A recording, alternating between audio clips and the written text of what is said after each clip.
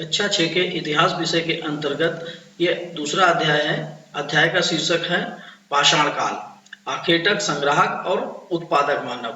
बच्चों, पिछले अध्याय में हमने ये जाना था कि हम इतिहास किन किन साधनों से जान सकते हैं।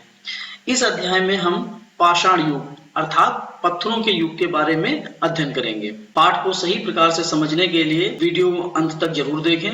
बच्चों, आज चाहे गर्मी हो, सर्दी हो या बरसात, हमें अपना घर ही सबसे सुरक्षित स्थान लगता है। किसी भी मानव के लिए उसका घर ही सबसे सुरक्षित स्थान होता है। लेकिन एक समय ऐसा भी था जब मानव घर बनाना नहीं जानता था, या कह सकते हैं उसे घर बनाने की जानकारी ही नहीं थी। वो जंगलों में उसी प्रकार रहता था जिस प्रकार जंगल के अन्य जानवर रहते थे। बंदरों की भांति एक पेड़ से उछलकर दूसरे पेड़ पर, दूसरे पेड़ से उछलकर तीसरे पेड़ पर, इस प्रकार वो जंगल में रहा करता था। ऐसी स्थिति में दूसरे जानवरों से, जो हिंसक जानवर जंगल में हुआ करते थे, उनसे अपनी रक्षा करना और अपनी भूख मिटाना, ये दो कार्य उसकी प्राथमिकता में शामिल थे। जैसा कि मैंने बताया कि प्रारंभ में मनुष्य बंदरों की भांति रहता था और बंदरों की भांति चलता भी था। इसीलिए कहा जाता है कि बंदर हमारे पूर्वज माने जाते हैं। मानव का विकास आज से 2 करोड़ वर्ष पूर्व प्रारंभ हुआ था। ये देखिए, यहाँ पर एक चित्र दिखाया गया है। शुरुआत में मनुष्य बिल्कुल बंदरों की भांति दिखता था और उसी प्रकार से चलता फिरता था। धीरे धीरे उसमें बहुत से शारीरिक परिवर्तन आए और आज मानव इस स्थिति में पहुंच चुका है। ये शारीरिक परिवर्तन थे कि उसने धीरे धीरे खड़ा होना सीखा, 2 पैरों पे चलना सीखा। उसके अंगूठे थे जिससे कि वो वस्तुओं को अच्छी तरीके से पकड़ पाता था, अर्थात वस्तुओं को पकड़ने की क्षमता का विकास हुआ। मस्तिष्क के आकार और क्षमता में विकास हुआ। पाठ का हमारा शीर्षक है पाषाण काल अर्थात पत्थरों का काल। पाषाण कहते हैं पत्थर को। आखिर इसे पत्थरों का काल क्यों कहा जाता है? शारीरिक परिवर्तन के कारण मानव अपने आसपास के वातावरण और परिस्थितियों में सामंजस्य करने लगा। वह अपने हाथों और मस्तिष्क का अधिक प्रयोग करने लगा था। वह अपनी आवश्यकता के लिए पत्थर के औजारों व उपकरणों का निर्माण करने लगा था। उस समय मानव पढ़ना लिखना नहीं जानता था, अतः उसके बारे में जानकारी हमें इन्हीं पत्थर के औजारों से प्राप्त होती है। इसलिए इसे पत्थरों का युग अर्थात पाषाण युग कहते हैं। चूंकि उस समय का कोई लिखित सामग्री नहीं मिलती है, इसलिए इस समय के काल को हम प्राक ऐतिहासिक काल के अंतर्गत रखते हैं। पिछले अध्याय में हमने आपको बताया था कि प्राप्त साक्ष्यों के आधार पर इतिहासकारों ने अतीत के समय को 3 भागों में बांट रखा है: प्राक ऐतिहासिक काल, आद्य ऐतिहासिक काल और ऐतिहासिक काल। प्राक ऐतिहासिक काल में पाषाण काल को रखा गया है, अर्थात वो समय जिसके लिए कोई भी लिखित सामग्री प्राप्त नहीं होती है। पाषाण काल आपको पता ही चल गया। इसको पाषाण काल क्यों कहते हैं? क्योंकि उस समय केवल पत्थर ही मानव के सबसे उपयोगी वस्तु हुआ करते थे, इसलिए उसको पाषाण काल कहते हैं। आगे देखते हैं। पत्थर के औजारों में समय समय पर परिवर्तन हुए। जैसे जैसे समय व्यतीत होता गया, मानव ने शुरुआत में जैसे पत्थर बनाए और फिर बाद में उसमें सुधार आता चला गया। तो इन पत्थरों के औजारों के आधार पर पाषाण काल को 3 भागों में बांटा गया है। पहला है पुरा पाषाण काल, दूसरा है मध्य पाषाण काल और तीसरा नव पाषाण काल। अब आइए देखते हैं कि पुरा पाषाण काल किसे कहते हैं। इस काल की अवधि लगभग 20 लाख वर्ष से 12,000 ईसा पूर्व तक मानी जाती है, जो कि मानव के विकास का 99% है। वह खुले आकाश के नीचे रहता था, नदी या झील के किनारे रहता था जिससे उसे कोई पानी की दिक्कत ना होती हो। बाद में वो गुफाओं में भी रहने लगा, जिससे कि बरसात होने लगी तो कहाँ जाए, तो वो गुफाओं में रहने लगा। मांस व कंदमूल फल उसका प्रमुख भोजन थे। कई बार मांस नहीं मिल पाता था, जानवरों को नहीं शिकार कर पाता था जानवरों का, तो क्या होता था कि वो जो जंगल में स्वतः उगाते हैं फल, जैसे कंदमूल फल, उनका वो सेवन करता था। इस काल में मानव आखेटक की भूमिका में था। आखेटक शिकारी को कहते हैं। जिस प्रकार एक शिकारी का केवल काम यही होता है कि शिकार को ढूंढना, उसको मारना, उसी प्रकार मानव भी जंगलों में भटकता रहता था और शिकार करता था।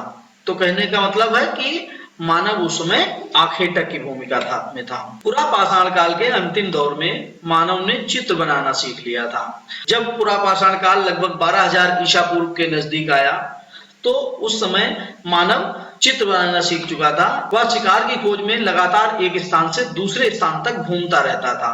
उसका कोई स्थायी आवास नहीं था, यानी कि वो कोई अपना स्थायी मकान नहीं बनाता था, कोई भी आवास नहीं बनाता था कि वो एक निश्चित स्थान पर रहेगा। वो शिकारियों की तरीके से एक स्थान से दूसरे स्थान तक घूमता रहता था। अपने से ज्यादा ताकतवर जानवर से अपनी रक्षा करने और उसका शिकार करने के लिए पत्थर के औजारों का निर्माण उसने किया। पुरा पाषाण काल के पत्थर के औजार आकृति में सुडौल नहीं थे, ये बेडौल थे और भौंडी आकृति थे। भौंडी मतलब बहुत अच्छी आकृति जिनकी ना हो उनको भौंडी आकृति का कहा जाता है। तो जो पुरा पाषाण काल के जो औजार थे वो बहुत अच्छे नहीं थे, भारी थे, बड़े थे और बेडौल थे। उस समय के कुछ प्रमुख औजारों में खंडक, दिदारणी, हस्तकुठार, हस्तकुठार मतलब हाथ से जो कुल्हाड़ी, हाथ की कुल्हाड़ी बोला जाता था उसे, खुरचनी, बेदनी आदि इस प्रकार के बहुत प्रमुख औजार थे। पुरा पाषाण काल के अंतिम समय में मानव ने हड्डी के औजार बनाना भी सीख लिए थे।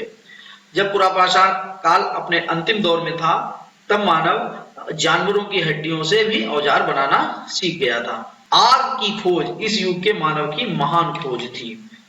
ये देखिए यहाँ पर एक चित्र दिखाया गया है और उसमें किस प्रकार से मानव आग जला रहा है। दरअसल वो पत्थर के जब औजार बनाते थे तो उन्हें तराशने के लिए एक दूसरे पे पत्थर की चोट करते थे, जिससे कि कभी कभी चिंगारियां निकलती थी और ये चिंगारियां सूखी पत्तियों वगैरह में लग करके आग जला देती थी। तो आग की खोज जो थी वो इस काल के मानव की बहुत ही महान खोज थी। चलिए मध्य पाषाण काल के रूप देखते हैं। मध्य पाषाण काल जब प्रारंभ हुआ इस समय मौसम और जलवायु में बहुत परिवर्तन हुए। पुरा पाषाण काल जो चल रहा था उसमें शुरुआती दौर में तो हिमयुग ही रहा। जैसे जैसे पुरा पाषाण काल अंतिम दौर में आया तो हिमयुग समाप्त हो चुका था और जलवायु जो थी शुष्क हो करके गर्म होने लगी थी। इसके फलस्वरूप जहां जहां बर्फ जमा थी वह पिघल गई, इसलिए इसे हिमयुग और शुष्क युग का संक्रमण काल कहा जाता है। संक्रमण काल अर्थात दोनों के बीच की स्थिति को कहा जाता है। ना ज्यादा ठंड थी न ज्यादा गर्मी थी। पृथ्वी की उर्वरा शक्ति में विकास हुआ और घास खाने वाले छोटे छोटे जानवर जैसे हिरन, भेड़, बकरी, खरगोश, बारहसिंगा, गाय आदि बहुत से जानवर पैदा हो गए। ये उस समय जलवायु में परिवर्तन आया, पारिस्थितिकी तंत्र में परिवर्तन आया था। मध्यकाल की विशेषताएं देखेंगे। इसका समय काल 12,000 ईसा पूर्व से 10,000 ईसा पूर्व के मध्य माना जाता है। इस समय छोटे छोटे जीवों का प्रादुर्भाव हुआ था, बहुत से छोटे छोटे जीव जंतु पैदा हो गए थे, अतः उनका शिकार करने के लिए अत्यंत छोटे पाषाण उपकरण बने। छोटे जंतुओं के लिए छोटे औजारों की आवश्यकता होती है, अतः इस युग में छोटे छोटे औजार बनाए गए, इसलिए इसको माइक्रोलिथिक एज भी कहा जाता है। फेंक कर मारने वाले हथियार जैसे तीर कमान का विकास हुआ।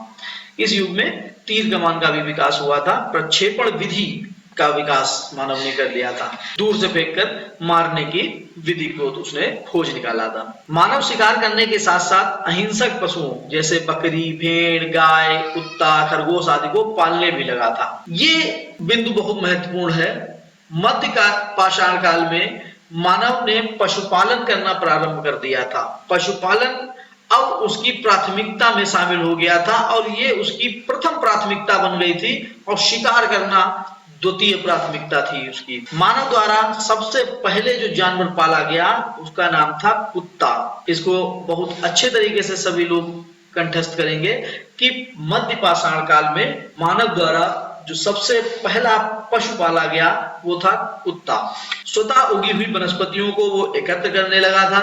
अतः इस युग में मानव जो था वो आखेटक और खाद्य संग्राहक मतलब चीजों को एकत्रित करके रखना को खाद्य संग्राहक बोलते हैं। अब वो आखेटक और खाद्य संग्राहक दोनों की भूमिका में था। मानव समूहों में रहता था। वह एक स्थान पर स्थायी रूप से निवास नहीं करता था। एक स्थान पर कुछ दिन रहकर चारा पानी की तलाश में दूसरी जगह चला जाता था।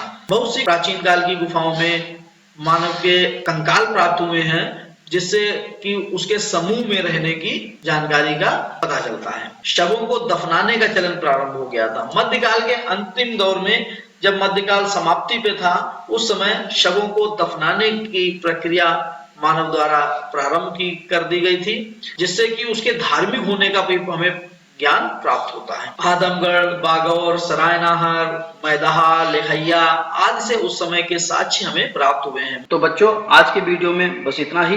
पाठ का शेष भाग हमारे अगले वीडियो में देखिएगा। और यदि आपने हमारे YouTube चैनल को अभी तक सब्सक्राइब नहीं किया है तो उसे सब्सक्राइब अवश्य कर दें और घंटी वाले बटन को जरूर दबाएं, जिससे हमारे नए वीडियो के नोटिफिकेशन आपको मिलते रहें। तब तक के लिए जय हिंद, जय भारत।